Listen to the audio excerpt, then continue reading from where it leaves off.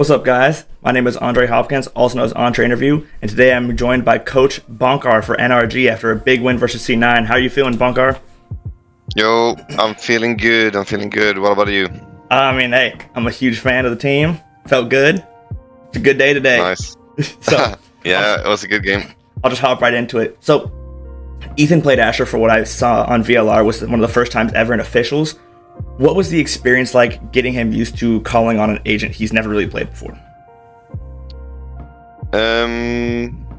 It's a little bit different on Breeze when he's playing the Astra, specifically on attack. It wasn't so much during that game because we were just slamming A over and over, which was fantastic. But normally it's up to Keiko, Adam, and Brock to take the steering wheel a little bit more on attack Breeze. Not when it comes to pre-round calling of these things. Ethan is still doing IGLing, but like snappy mid-round decisions because he might be lurking or he might be in form with Astra. So it's slightly different. It's a work in progress, but he's doing a really good job so far. With Keiko being the new signing, how has that been incorporated with the team? And what was the vibe like after the big win yesterday? Slowly but steady, integrating him into the team, finding roles and agents on different maps that fits him and fits the team together with us. I'd say that the vibes, even before the game in general in the team is just great. We're having a lot of fun during practice, during officials, all of that stuff. So just good. Did the reps in the offseason at Red Bull Homeground help a lot for getting him adjusted to playing with the team? Yeah, we didn't prac much before Red Bull, but Red Bull was more so he could get to know everyone more or better in real life. So he get to meet them in real life, and then we kept practicing online all the time. But still, you have a different feeling of your teammates if you met them once already. So that week in New York was definitely helpful. More so when it comes to getting to know people and stuff, and not so much in-game. Yeah, because I remember a lot of people were talking about when Sam ended up retiring, that getting Keiko is pretty much the best signing you could make with a player as impactful as Sam retiring, with his shooting and his leadership, that there's not many players who could fill that role, but I feel Keiko is probably one of those. Yeah, for sure. They're completely different players. We're not the same team like we were with Sam, because I do think a player like Sam is irreplaceable. But Keiko has other qualities and things that makes him a great player and just makes us a different team now. Definitely makes sense. Keiko's played a little bit of Neon before in officials, but he came out with that 23-14 KD on Breeze. When did you realize that he could pull out this level of play on a character that he's not played very much time on?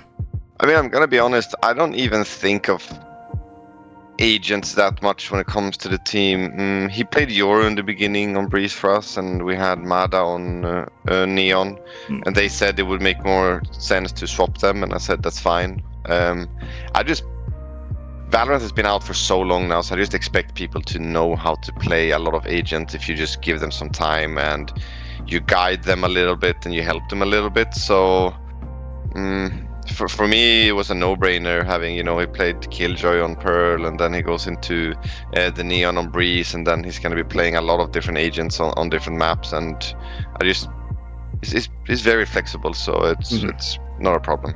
With him playing, the Killjoy and the Neon, is that just more of a comfortability thing, or is that just to make the team comps work? It's just to make the team comps work.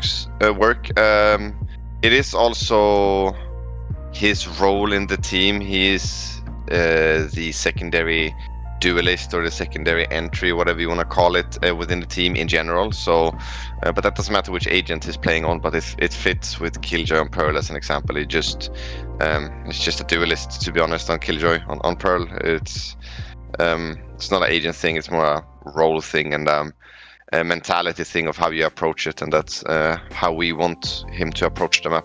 Because it's ridiculous how flexible he is. We've seen him play Smokes last year. He can play Duelist. He's now playing Killjoy, which I think he played a little bit of before on Liquid for at least a game or two.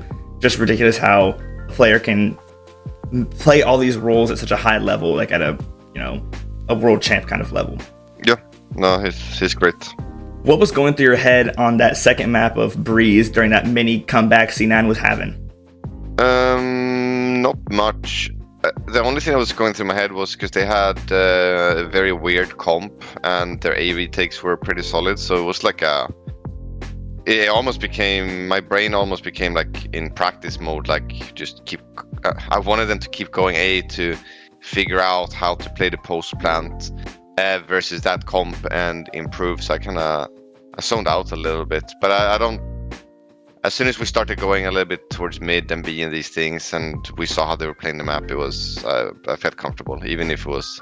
I don't remember what the scoreline was in the end, 12-8 to 12-9, but I knew we have 3 rounds in us on attack for sure. Mm-hmm. What was your reaction also to the Skuba 1v3 with the Sheriff to actually close out the map?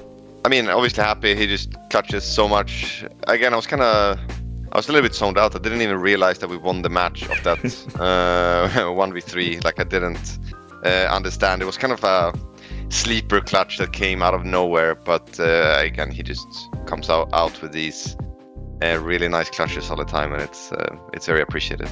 Because I was watching the game with a friend, and I was like, I saw that it was like a low buy round. I'm like, this is gonna be the round that we somehow like we're gonna pull this one through. Not the full buy rounds with the strats. Yeah. The low buys when we're gonna actually win. I mean, came through in the end.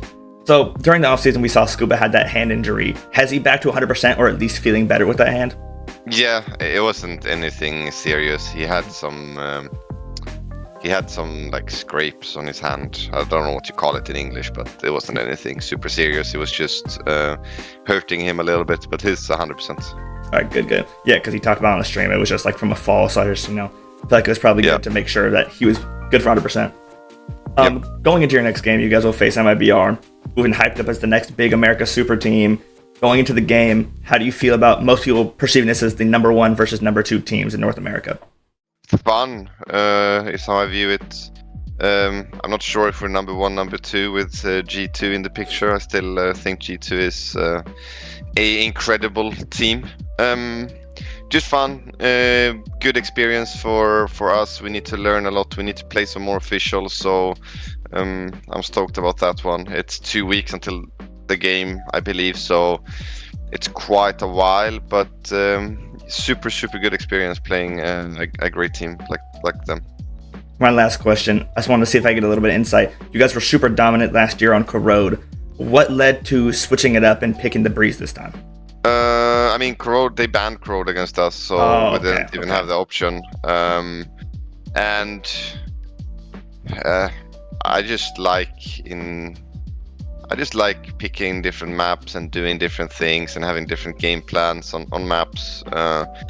It's up to the guys in the end if they're fine when I present what I want to do coming into the official, but even if I've been dead wrong, sometimes they still trust me 100%. So I appreciate that a lot, that they allow me to pick some weird maps sometimes and do some weird stuff. But I just figured Breeze is one of my favorites maps. I feel like we have a good thing going on the map. We practiced a little bit, so I just figured let's pick it and get some experience. Do you like how the map has been changed with the new patch? Yeah, I do. I think the changes are incredible. The map is a lot of fun right now. Honestly, it's great. Even spectating, it's really fun. Like macro-wise, both on attack and defense, it's a solid map. Yeah, because I feel like when it first got reworked, I didn't really like it, but as I've played it more, I've come to realize there's just a lot more flexibility with the characters you can play. It doesn't feel like you're just stuck to playing only Viper smoke comps. You can have a lot more flexibility. Yeah, you can change around and play out. You can make a lot of comps work on that map, to be honest. It's sky's the limit. Do you think this new version of the map fits better for the team now, or do you think the last one would have felt better? I know it's impossible to know with going in the past, but it didn't change that much macro-wise and how you think about it from an outside perspective, a little bit. The old map would have fit as well.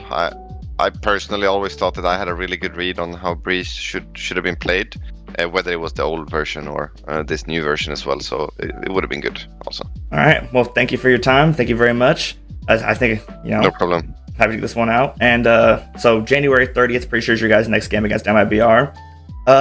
It's not to qualify for Santiago, but you have one more game after that, correct?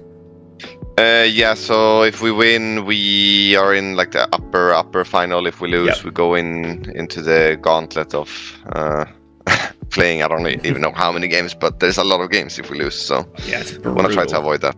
Yeah, I want to try to get out as fast as possible, get as much time to prep for Santiago. Yep. All right, well, thank you very much for your time. Thank you. Thank you so much. Have a good one. You too. Ciao.